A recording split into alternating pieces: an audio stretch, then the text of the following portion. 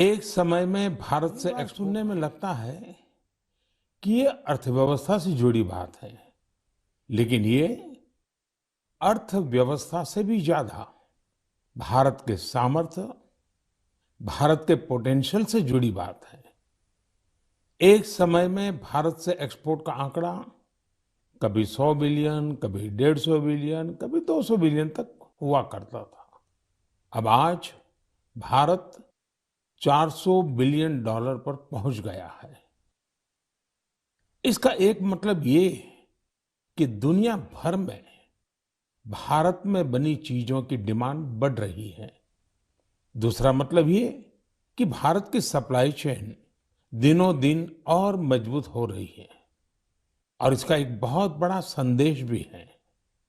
देश विराट कदम तब उठाता है जब सपनों से बड़े संकल्प होते हैं, जब संकल्पों के लिए दिन रात ईमानदारी से प्रयास होता है, तो वो संकल्प सिद्ध भी होते हैं।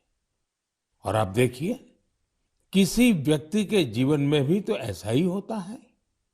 जब किसी के संकल्प, उसके प्रयास, उसके सपनों से भी बड़े हो जाते हैं, तो सफलता उसके पास खुद चल करके आती है। साथियों, देश के कोने कोने से नए नए प्रोडक्ट जब विदेश जा रहे हैं, असम के हैलाकांडी के लेदर प्रोडक्ट हो या उस्मानाबाद के हैंडलूम प्रोडक्ट, बीजापुर की फल सब्जियां हो और चंदौली का ब्लैक राइस, सबका एक्सपोर्ट बढ़ रहा है। अब आपको लद्दाख की विश्व प्रसिद्ध एप्रिकॉट दुबई में भी मिलेगी और सऊदी अरब में तमिलनाडु से भेजे गए केले मिलेंगे। और सबसे बड़ी बात ये कि नए नए प्रोडक्ट्स नए नए देशों को भेजे जा रहे हैं। जैसे हिमाचल, उत्तराखंड में पैदा हुए मिलेट्स, मोटे अनाज की पहली खेप डेनमार्क को निर्यात की गई। आंध्र प्रदेश के कृष्णा और चित्तूर जिले के बंगनपल्ली और सुवर्णरेखा आम दक्षिण कोरिया को निर्यात किए गए। त्रिपुरा से ताजा कटहल हवाई रास्ते से लंदन निर्यात किए गए। और तो और, पहली बार नागालैंड की राजा मिर्च को लंदन भेजा गया। इसी तरह भालिया गेहूं की पहली खेप गुजरात से केन्या और श्रीलंका निर्यात की गई। यानी अब आप दूसरे देशों में जाएंगे तो मेड इन इंडिया प्रोडक्ट्स पहले की तुलना में कहीं ज्यादा नजर आएंगे।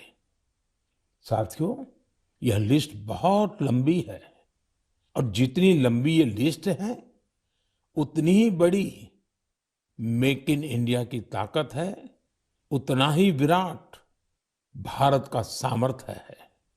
और सामर्थ्य का आधार है हमारे किसान, हमारे कारीगर, हमारे बुनकर, हमारे इंजीनियर, हमारे लघु उद्यमी, हमारा एमएसएमई सेक्टर, ढेर सारे अलग अलग प्रोफेशन के लोग, ये सब इसकी सच्ची ताकत है। इनकी मेहनत से ही 400 बिलियन डॉलर के एक्सपोर्ट का लक्ष्य प्राप्त हो सका है। और मुझे खुशी है कि भारत के लोगों का ये सामर्थ्य अब दुनिया के कोने कोने में नए बाजारों में पहुंच रहा है। जब एक एक भारतवासी लोकल के लिए वोकल होता है, तब लोकल को ग्लोबल होते देर नहीं लगती है। आइए, लोकल को ग्लोबल बनाएं और हमारे उत्पादों की प्रतिष्ठा को और बढ़ाएं। साथियों, मन की बात के श्रोताओं को ये जानकर भी अच्छा लगेगा कि घरेलू स्तर पर भी हमारे लघु उद्यमियों की सफलता हमें गर्व से भरने वाली है। आज हमारे लघु उद्यमी सरकारी खरीद में गवर्नमेंट ई मार्केट प्लेस यानी जेम के माध्यम से बड़ी भागीदारी निभा रहे हैं। टेक्नोलॉजी के माध्यम से बहुत ही ट्रांसपेरेंट व्यवस्था विकसित की गई है। पिछले एक साल में जेम पोर्टल के जरिए सरकार ने 1 लाख करोड़ रुपए से ज्यादा की चीजें खरीदी हैं। देश के कोने कोने से करीब करीब 1.25 लाख लघु उद्यमियों, छोटे दुकानदारों ने अपना सामान सरकार को सीधे बेचा है। एक जमाना था जब बड़ी कंपनियां ही सरकार को सामान बेच पाती थी, लेकिन अब देश बदल रहा है, पुरानी व्यवस्थाएं भी बदल रही है। अब छोटे से छोटा दुकानदार भी जेम पोर्टल पर सरकार को अपना सामान बेच सकता है। यही तो नया भारत है। ये न केवल बड़े सपने देखता है, बल्कि उस लक्ष्य तक पहुंचने का साहस भी दिखाता है जहां पहले कोई नहीं पहुंचा है।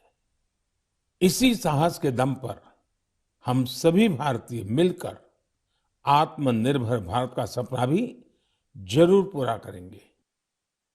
मेरे प्यारे देशवासियों, हाल ही में हुए पद्म सम्मान समारोह में आपने बाबा शिवानंद जी को जरूर देखा होगा। 126 साल के बुजुर्ग की फुर्ती देखकर मेरी तरह हर कोई हैरान हो गया होगा। और मैंने देखा, पलक झपकते ही वो नंदी मुद्रा में प्रणाम करने लगे। मैंने भी बाबा शिवानंद जी को झुककर बार बार प्रणाम किया। 126 वर्ष की आयु और बाबा शिवानंद की फिटनेस दोनों आज देश में चर्चा का विषय है।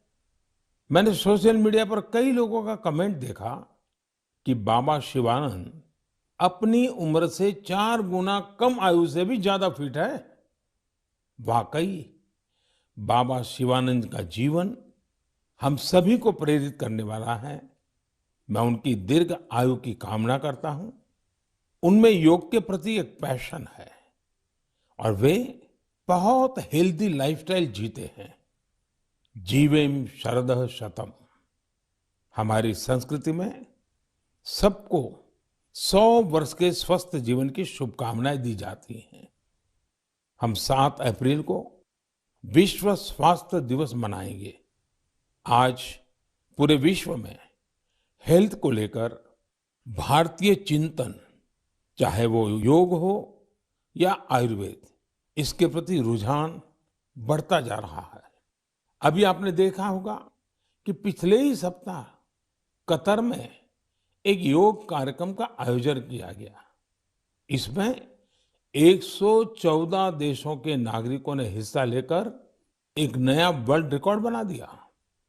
इसी तरह से आयुष इंडस्ट्री का बाजार भी लगातार बड़ा हो रहा है। 6 साल पहले आयुर्वेद से जुड़ी दवाइयों का बाजार 22,000 करोड़ रुपए के आसपास का था। आज आयुष मैन्युफैक्चरिंग इंडस्ट्री 1,40,000 करोड़ रुपए के आसपास पहुंच रही है। यानी इस क्षेत्र में संभावनाएं लगातार बढ़ रही हैं। स्टार्टअप वर्ल्ड में भी आयुष आकर्षण का विषय बनता जा रहा है।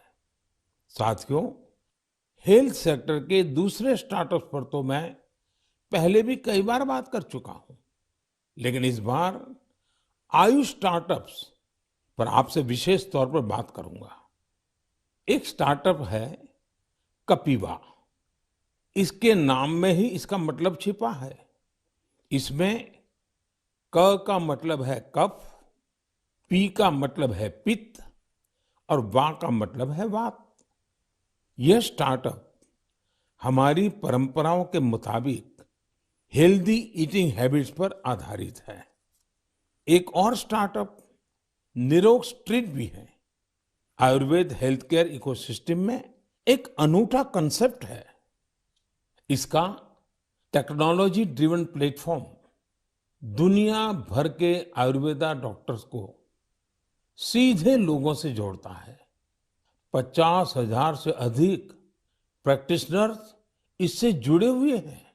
इसी तरह आत्रेय इनोवेशंस एक हेल्थ केयर टेक्नोलॉजी स्टार्टअप है जो होलिस्टिक वेलनेस के क्षेत्र में काम कर रहा है। इक्सोरियल ने न केवल अश्वगंधा के उपयोग को लेकर जागरूकता फैलाई है, बल्कि टॉप क्वालिटी प्रोडक्शन प्रोसेस पर भी बड़ी मात्रा में निवेश किया है। क्योरवेदा ने जड़ी बूटियों के आधुनिक शोध और पारंपरिक ज्ञान के संगम से होलिस्टिक लाइफ के लिए डाइटरी सप्लीमेंट्स का निर्माण किया है। साथियों, अभी तो मैंने कुछ ही नाम गिनाए हैं, ये लिस्ट बहुत लंबी है। ये भारत के युवा उद्यमियों और भारत में बन रही नई संभावनाओं का प्रतीक है। मेरा हेल्थ सेक्टर के स्टार्टअप्स और विशेषकर आयुष स्टार्टअप से एक आग्रह भी है। आप ऑनलाइन जो भी पोर्टल बनाते हैं, जो भी कंटेंट क्रिएट करते हैं, वो संयुक्त राष्ट्र द्वारा मान्यता प्राप्त सभी भाषाओं में भी बनाने का प्रयास करें। दुनिया में बहुत सारे ऐसे देश हैं जहां अंग्रेजी न इतनी बोली जाती है और ना ही इतनी समझी जाती है। ऐसे देशों को भी ध्यान में रखकर अपनी जानकारी का प्रचार प्रसार करें। मुझे विश्वास है भारत के आयुष स्टार्टअप्स बेहतर क्वालिटी के प्रोडक्ट्स के साथ जल्द ही दुनिया भर में छा जाएंगे। साथियों, स्वास्थ्य का सीधा संबंध स्वच्छता से भी जुड़ा है। मन की बात में हम हमेशा स्वच्छता के आग्रहियों के प्रयासों को जरूर बताते हैं। ऐसे ही एक स्वच्छाग्रही हैं चंद्रकिशोर पाटिल जी। ये महाराष्ट्र में नासिक में रहते हैं। चंद्रकिशोर जी का स्वच्छता को लेकर संकल्प बहुत गहरा है। वो गोदावरी नदी के पास खड़े रहते हैं और लोगों को लगातार नदी में कूड़ा कचरा न फेंकने के लिए प्रेरित करते हैं। उन्हें कोई ऐसा करता दिखता है तो तुरंत उसे मना करते हैं। इस काम में चंद्रकिशोर जी अपना काफी समय खर्च करते हैं। शाम तक उनके पास ऐसी चीजों का ढेर लग जाता है जो लोग नदी में फेंकने के लिए लाए होते हैं। चंद्रकिशोर जी का ये प्रयास जागरूकता भी बढ़ाता है और प्रेरणा भी देता है। इसी तरह एक और स्वच्छाग्रही हैं ओडिशा में पुरी के राहुल महाराणा। राहुल हर रविवार को सुबह सुबह पुरी में तीर्थ स्थलों के पास जाते हैं और वहां प्लास्टिक कचरा साफ करते हैं। वो अब तक सैकड़ों किलो प्लास्टिक कचरा और गंदगी साफ कर चुके हैं। पुरी के राहुल हो या नासिक के चंद्रकिशोर, ये हम सबको बहुत कुछ सिखाते हैं।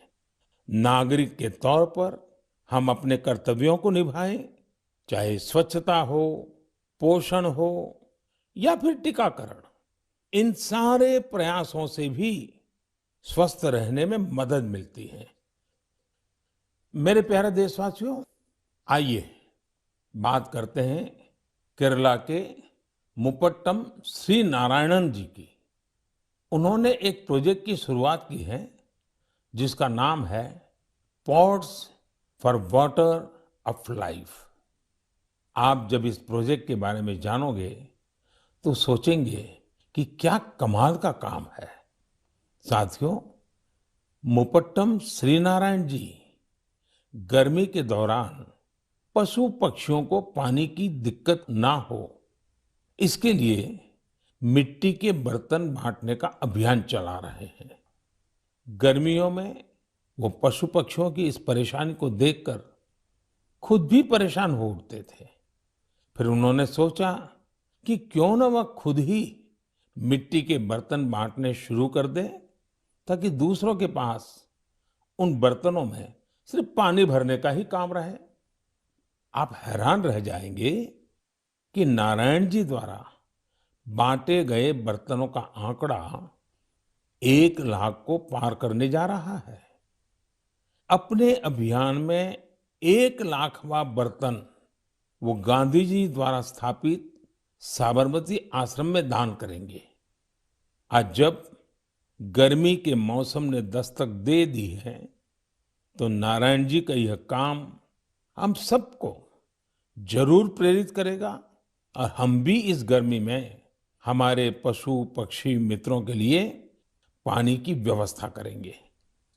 साथियों, मैं मन की बात के श्रोताओं से भी आग्रह करूंगा कि हम अपने संकल्पों को फिर से दोहराएं। पानी की एक एक बूंद बचाने के लिए हम जो भी कुछ कर सकते हैं वो हमें जरूर करना चाहिए। इसके अलावा पानी की रिसाइकलिंग पर भी हमें उतना ही जोर देते रहना है। घर में इस्तेमाल किया हो जो पानी गमलों में काम आ सकता है, गार्डनिंग में काम आ सकता है, वो जरूर दोबारा इस्तेमाल किया जाना चाहिए। थोड़े से प्रयास से आप अपने घर में ऐसी व्यवस्थाएं बना सकते हैं। रहीमदास जी सदियों पहले कुछ मकसद से ही कहकर गए हैं कि रहमन पानी राखिए, बिन पानी सब सुन। और पानी बचाने के इस काम में मुझे बच्चों से बहुत उम्मीद है। स्वच्छता को जैसे हमारे बच्चों ने आंदोलन बनाया, वैसे ही वो वाटर वॉरियर बनकर पानी बचाने में मदद कर सकते हैं। साथियों, हमारे देश में जल संरक्षण, जल स्रोतों की सुरक्षा सदियों से समाज के स्वभाव का हिस्सा रहा है। मुझे खुशी है कि देश में बहुत से लोगों ने वाटर कंजर्वेशन को लाइफ मिशन ही बना दिया है। जैसे चेन्नई के एक साथी हैं अरुण कृष्णमूर्ति जी। अरुण जी अपने इलाके में तालाबों और झीलों को साफ करने का अभियान चला रहे हैं। उन्होंने 150 से ज्यादा तालाबों, झीलों की साफ सफाई की जिम्मेदारी उठाई और उसे सफलता के साथ पूरा किया। इसी तरह महाराष्ट्र के एक साथी रोहन काले हैं। रोहन पैसे से एक एचआर प्रोफेशनल है। वो महाराष्ट्र के सैकड़ों स्टेप वेल्स यानी सीढ़ी वाले पुराने कुओं के संरक्षण की मुहिम चला रहे हैं। इनमें से कई कुएं तो सैकड़ों साल पुराने होते हैं और हमारी विरासत का हिस्सा होते हैं। सिकंदराबाद में बंसीलाल पेट कुआं एक ऐसा ही स्टेप वेल है। बरसों की उपेक्षा के कारण ये स्टेप वेल मिट्टी और कचरे से ढंक गया था, लेकिन अब वहां इस स्टेप वेल को पुनर्जीवित करने का अभियान जन भागीदारी से शुरू हुआ है। साथियों, मैं तो उस राज्य से आता हूं जहां पानी की हमेशा बहुत कमी रही है। गुजरात में इन स्टेप वेल्स को वाव कहते हैं। गुजरात जैसे राज्य में वाव की बड़ी भूमिका रही है। इन कुओं या बावड़ियों के संरक्षण के लिए जल मंदिर योजना ने बहुत बड़ी भूमिका निभाई। पूरे गुजरात में अनेकों बावड़ियों को पुनर्जीवित किया गया। इससे इन इलाकों में वाटर लेवल को बढ़ाने में भी काफी मदद मिली। ऐसे ही अभियान आप भी स्थानीय स्तर पर चला सकते हैं। चेकडैम बनाने हो, रेन वाटर हार्वेस्टिंग हो, इसमें इंडिविजुअल प्रयास भी अहम है और कलेक्टिव एफर्ट्स भी जरूरी है। जैसे आजादी के अमृत महोत्सव में हमारे देश के हर जिले में कम से कम 75 अमृत सरोवर बनाए जा सकते हैं। कुछ पुराने सरोवरों को सुधारा जा सकता है, कुछ नए सरोवर बनाए जा सकते हैं। मुझे विश्वास है आप इस दिशा में कुछ न कुछ प्रयास जरूर करेंगे। मेरे प्यारे देशवासियों, मन की बात उसकी एक खूबसूरती ये भी है कि मुझे आपके संदेश बहुत सी भाषाओं, बहुत सी बोलियों में मिलते हैं। कई लोग माई गॉव पर ऑडियो मैसेज भी भेजते हैं। भारत की संस्कृति, हमारी भाषाओं, हमारी बोलियां, हमारे रहन सहन, खान पान का विस्तार, ये सारी विविधताएं हमारी बहुत बड़ी ताकत है। पूरब से पश्चिम तक, उत्तर से दक्षिण तक भारत को यही विविधता एक करके रखती हैं, एक भारत श्रेष्ठ भारत बनाती हैं। इसमें भी हमारे ऐतिहासिक स्थलों और पौराणिक कथाओं दोनों का बहुत योगदान होता है। आप सोच रहे होंगे कि ये बात मैं अभी आपसे क्यों कर रहा हूं? इसकी वजह है माधवपुर मेला। माधवपुर मेला कहाँ लगता है, क्यों लगता है, कैसे ये भारत की विविधता से जुड़ा है, ये जानना मन की बात के श्रोताओं को बहुत इंटरेस्टिंग लगेगा। साथियों, माधवपुर मेला गुजरात के पोरबंदर में समंदर के पास माधवपुर गांव में लगता है, लेकिन इसका हिंदुस्तान के पूर्वी छोर से भी नाता जुड़ता है। आप सोच रहे होंगे कि ऐसा कैसे संभव है? तो इसका भी उत्तर एक पौराणिक कथा से ही मिलता है। कहा जाता है कि हजारों वर्ष पूर्व भगवान श्री कृष्ण का विवाह नॉर्थ ईस्ट की राजकुमारी रुक्मिणी से हुआ था। ये विवाह पोरबंदर के माधवपुर में संपन्न हुआ था और उसी विवाह के प्रतीक के रूप में आज भी वहां माधवपुर मेला लगता है। ईस्ट और वेस्ट का ये गहरा नाता हमारी धरोहर है। समय के साथ अब लोगों के प्रयास से माधवपुर मेले में नई नई चीजें भी जुड़ रही हैं। हमारे यहाँ कन्या पक्ष को घराती कहा जाता है और इस मेले में अब नॉर्थ ईस्ट से बहुत से घराती भी आने लगे हैं। एक सप्ताह तक चलने वाले माधवपुर मेले में नॉर्थ ईस्ट के सभी राज्यों के आर्टिस्ट पहुंचते हैं, हैंडीक्राफ्ट से जुड़े कलाकार पहुंचते हैं और इस मेले की रौनक को चार चांद लग जाते हैं। एक सप्ताह तक भारत के पूरब और पश्चिम की संस्कृतियों का ये मेल, ये माधवपुर मेला एक भारत श्रेष्ठ भारत की बहुत सुंदर मिसाल बना रहा है। मेरा आपसे आग्रह है, आप भी इस मेले के बारे में पढ़ें और जानें। मेरे प्यारे देशवासियों, देश में आजादी का अमृत महोत्सव अब जन भागीदारी की नई मिसाल बन रहा है। कुछ दिन पहले 23 मार्च को शहीद दिवस पर देश के अलग अलग कोने में अनेक समारोह हुए। देश ने अपनी आजादी के नायक नायिकाओं को याद किया, श्रद्धापूर्वक याद किया। इसी दिन मुझे कोलकाता के विक्टोरिया मेमोरियल में विप्लवी भारत गैलरी के लोकार्पण का भी अवसर मिला। भारत के वीर क्रांतिकारियों को श्रद्धांजलि देने के लिए यह अपने आप में बहुत ही अनूठी गैलरी है। यदि अवसर मिले तो आप इसे देखने जरूर जाइएगा।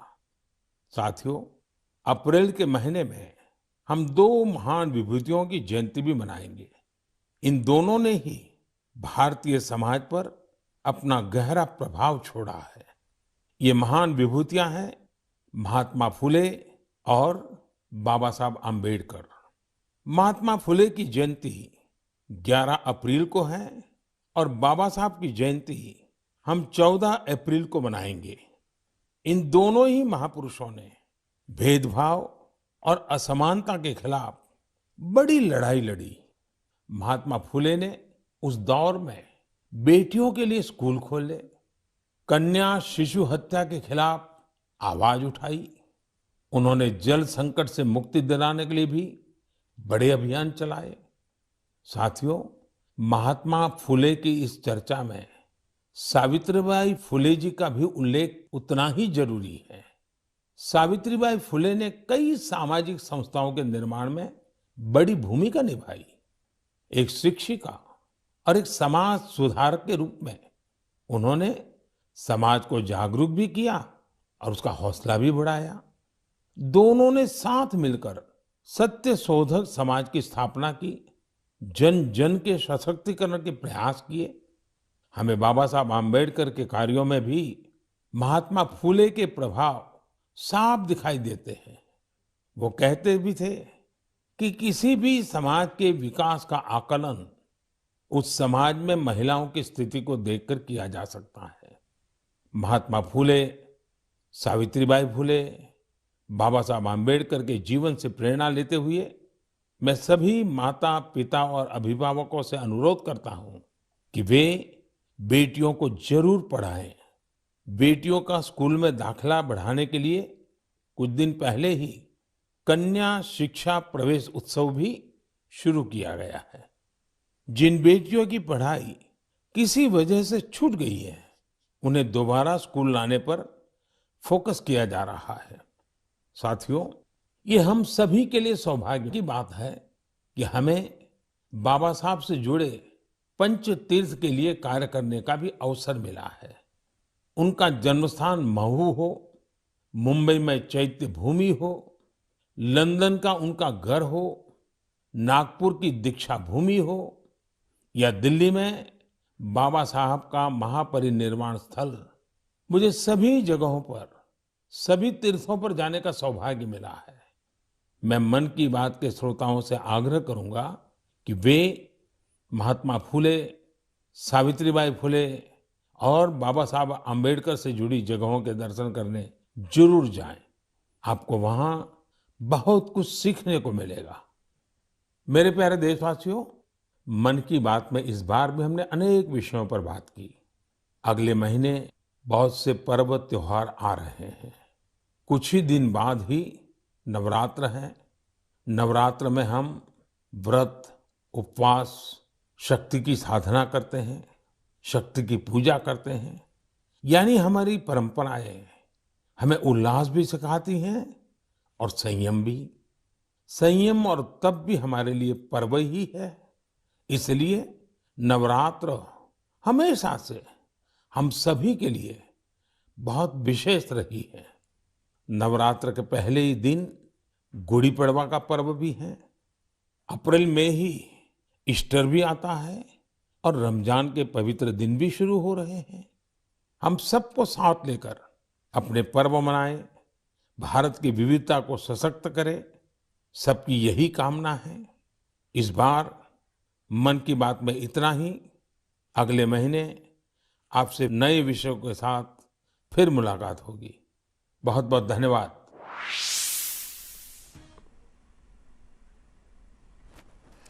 तर नुकतंच पंतप्रधान नरेंद्र मोदी यांनी देशवासियांना मन की बात या आपल्या कार्यक्रमातून संबोधलेलं आहे आणि कार्यक्रमाच्या शेवटी येणाऱ्या सगळ्या सणांविषयी त्यांनी शुभेच्छा देत देशातल्या आझादीचा अमृत महोत्सव सुरू असल्याचं देखील म्हटलेलं आहे आणि अनेक विविध मुद्द्यांवर त्यांनी भाष्य केलेलं आहे।